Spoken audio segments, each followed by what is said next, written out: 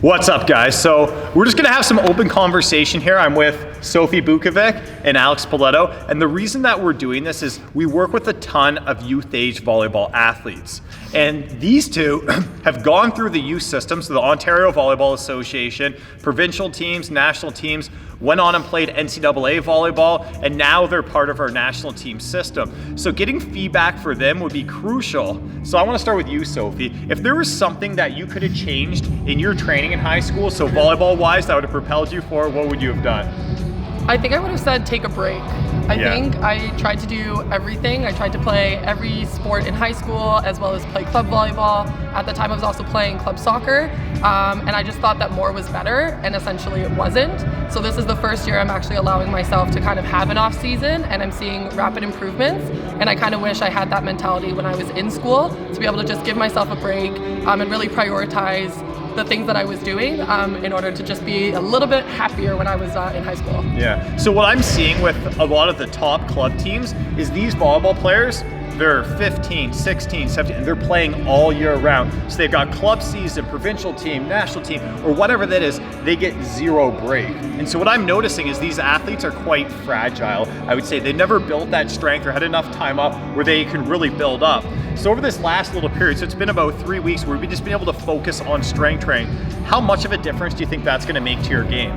I think it's huge. I think a really big part of it is also remembering why you're playing and being hungry again for the sport. I haven't really touched a ball since August. It's now December. So just kind of giving myself the opportunity to re-miss the sport and remember why I'm playing it.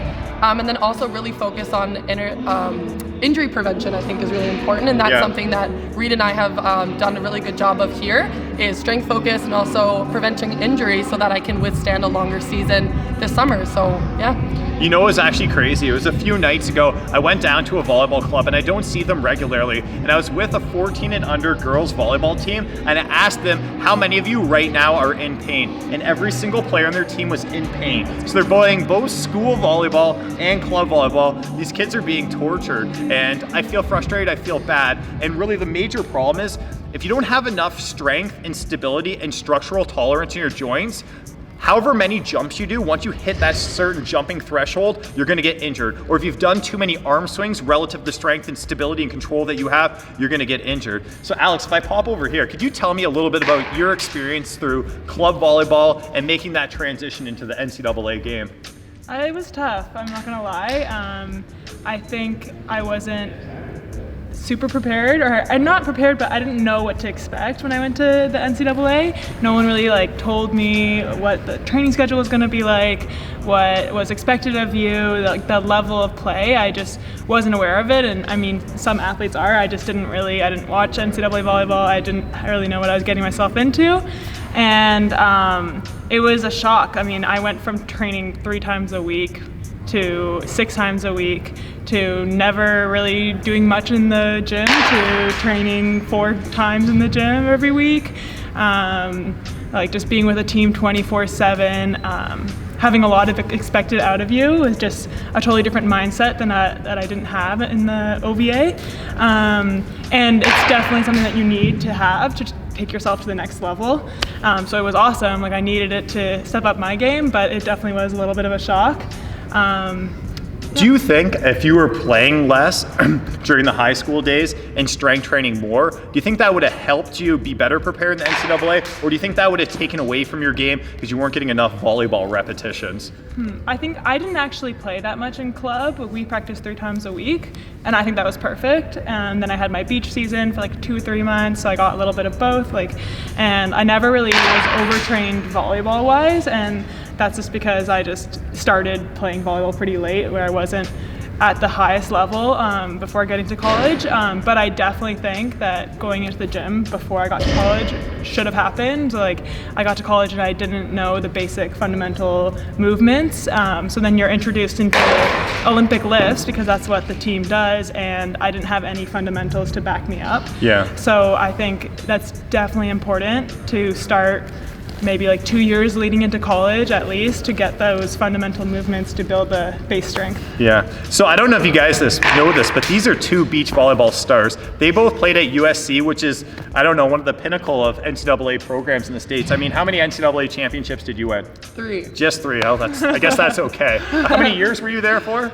2.5. 2.5. So I don't even know how the math works out, but she's got 3 NCAA champions. Did you win any? No. That's too bad. That's too bad. I feel bad. So when did you start there? Right after they were on their winning streak? Yeah, sadly. Sophie coaxed me in, and then I convinced her to go, and then sadly. And so maybe you guys give us like a short brief. What was your experience like at USC? And maybe we'll start with you and your experience winning a national champion. That's like the pinnacle of a lot of the female beach volleyball players that you train is they want to go to an NCAA program. If you go to an NCAA program, the next thing is you want to be on top, right? Like that must have been amazing. So I definitely think there's a difference between just going and playing in the NCAA and wanting to go and really commit to going to an NCAA top program. I know Alex can probably back me up on this. USC was very, very intense. Our coaching staff was amazing. They really cared about each individual athlete, but it was no joke at practice. There was really intense competition. Training was at its highest level every single day. Our strength coach was amazing. I had Kelly Dormandy, who was fantastic during my season there. And again, our training was just constantly super, super intense. And it had to be like that in order for us to win 3 national championships. We had a great team community. The team loved each other a lot. But again, there was that constant competition in practice to kind of bring each other to the next level to ultimately win 3 national championships. Oh, that's amazing. Yeah. So Alex, if you were going to look back at you in your club days, what's a piece of advice you give old school Alex?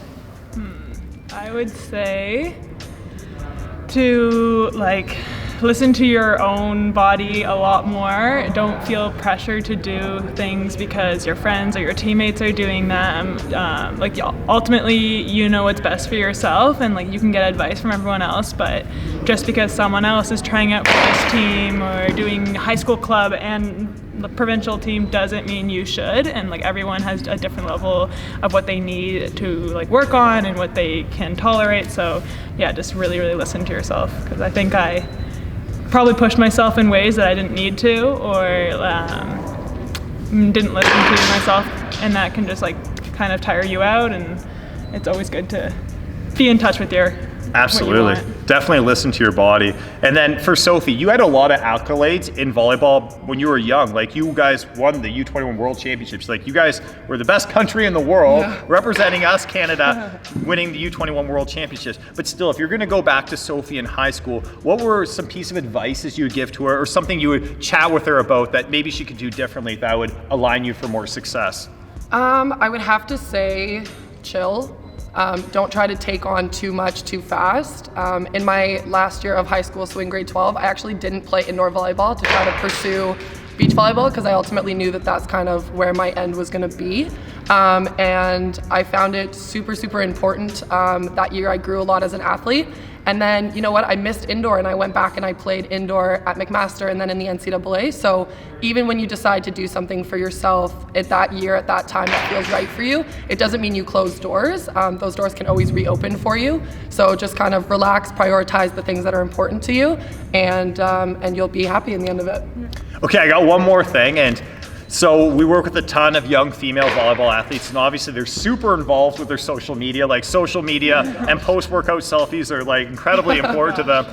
If you guys are going to give them any piece of advice, knowing that you were in the NCAA and you get eyes on you and you get eyes on your social media, how should they represent themselves in the social media?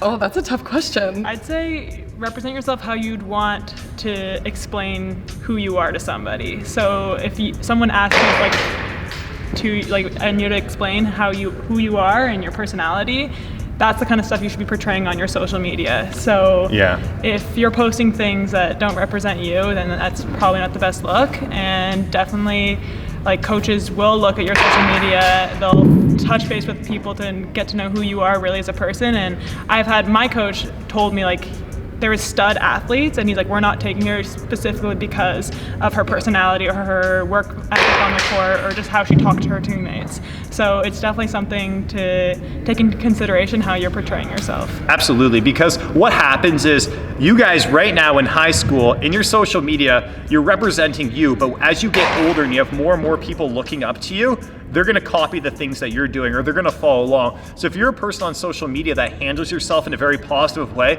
you're affecting the people under you. And me in the profession as a strength and conditioning coach, like I'm only here to help, right? And so I think that's very, very powerful. Anyways, guys, that was our open discussion with Sophie and Alex. Anyways, guys, if you like this video, please like and subscribe and tune in for our future YouTube videos. I'll check you guys later.